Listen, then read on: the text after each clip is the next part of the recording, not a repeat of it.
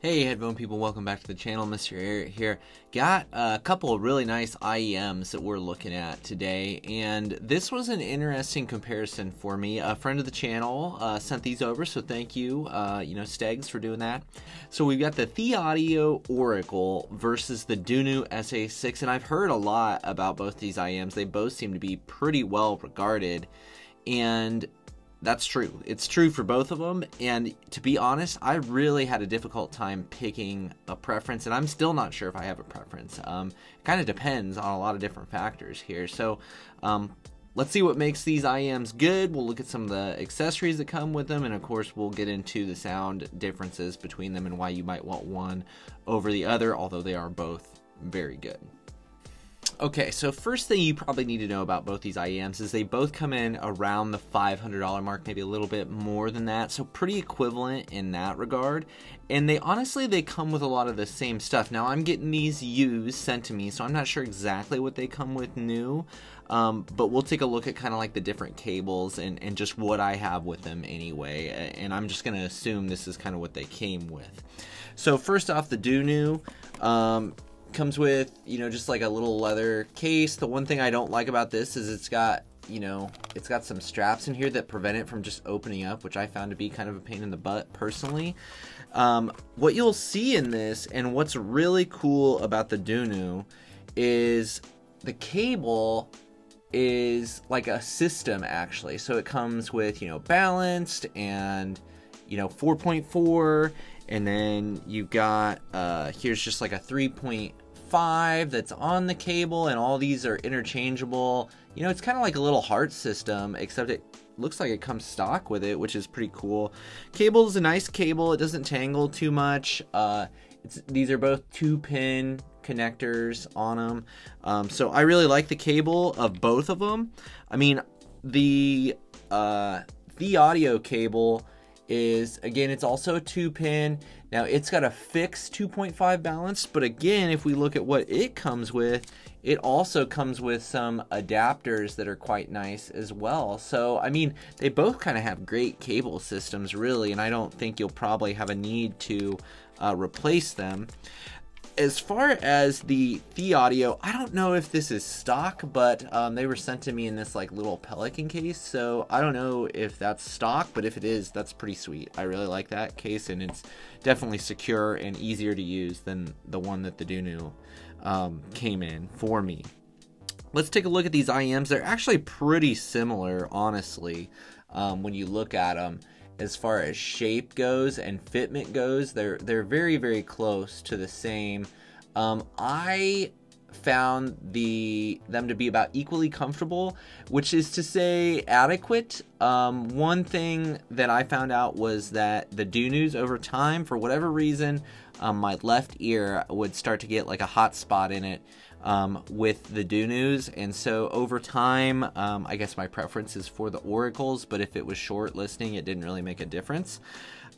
Looks wise, I mean, you can see they're pretty different. The Oracle has kind of like this glittery look to them. The Dunus have kind of like I don't know, it's like a galaxy maybe background with a 6 on them, you can see there. So very similar in fit and feel. All in all, I mean, they're both okay.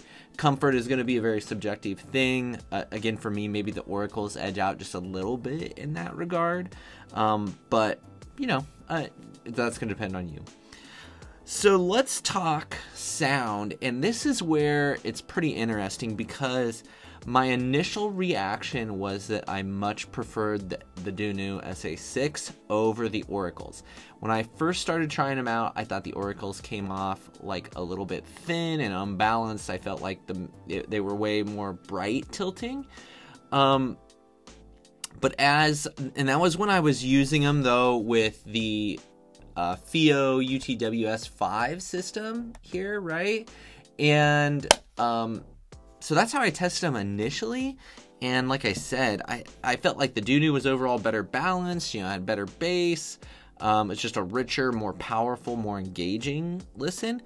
Then when I put them on some higher quality amplification, such as either the X-Can, the Mojo, and especially, actually, oddly enough, when I hook them up to my Bioelectric V280, I actually think I prefer the Oracle. So I feel like amplification does matter, and the Oracles for an IEM are a little bit power hungry. Like, they seem to like the more power you can give them. So when I was running them off of the V280, the bass filled out, and everything became just much more tonally balanced. I think they do have a flatter frequency response than the Dunus. The Dunus have a little more bass tilt to them. The Oracles, I would say, come across the board, have a little more detail to them, and I think are better extended on both the lows and the highs. There's not as much bass, but what's there is detailed in the Oracles and better extended than what's there in the Dunu SA6. The SA6, I feel like the treble is rolled off just a little bit, and it's not as well extended as the Oracles. Timbre-wise, I thought they were both pretty good. I do feel like the edge goes to the Oracles, in that they just sound, especially when I was listening to acoustic folk music, which you guys know I really like, man, I just thought they were wonderful. I just thought they came off just extremely clean and clear, and while maintaining like plenty of detail and maybe even leaning a little still towards the bright side, I just thought they still sounded rich. The vocals did, and I didn't have a problem with them at all. Once I adjusted to the Oracles, then when I would go back to the SA6, I would think that it sounded a little bit more bloaty in the bass and just didn't come off as clear as the Oracles did. The Oracles just do a really nice job with separation and imaging, just fantastic, whereas the Dunus, I'd say, are a little bit wider, but I don't think they do the separation stuff as well, and I don't feel like they come off as just as good technically as the Oracles do. So, but both these two IEMs, by far, you guys know I did my big kind of like IEM shootout and stuff like that. These two IEMs, I think, are at the top of the list, which they should be. I mean, the most expensive IEM I had in that other run was a $200 to $300 one, so these are kind of a level above that, and I think they're probably priced appropriately. I think if I had to pick one just right now, I would probably go with the Oracles. They really grew on me over time, and like I said, I think they're both great, and it's probably going to come down to personal preference, whether you want something that's a little bit warmer and maybe more energetic and fun. That would be the Dunu SA6, or do you want something that's a little more tonally balanced, a little better extended, a little more detail, and for that you're going to go with the Thieaudio Oracle. And yeah, I think that's going to do it for this one. So I wasn't expecting to do this review, but just happened to get offered to listen to both of these, and I hadn't tried an IEM in this price bracket before, so I'm glad I did.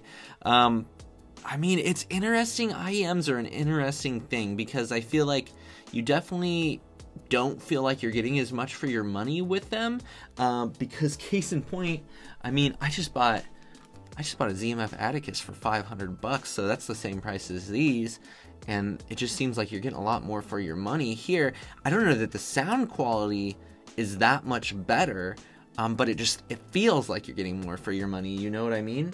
So it's a little bit, I'm still adjusting to IEMs, and the thought of having like a high dollar IEM is still something that I'm like grappling with myself. There's no denying the convenience of it, right? That's without question. So both great IEMs. Wonderful. I think they're priced appropriately. I think if you could get, if you look on the used market and you could find them for, under $400 or something like that, I think that'd be quite a good deal as far as the sound quality you're getting with both of these IEMs. So probably we'll have more IEMs coming in the near future. I mean, I've got a lot of great closebacks around that $500 mark right now too that I need to start knocking out reviews for here. And then I've got a few more IEMs that are around the $100 mark that I need to keep keep working on too. So more to come for sure. If you found this useful, you know, consider subscribing if you want to see any more of these reviews.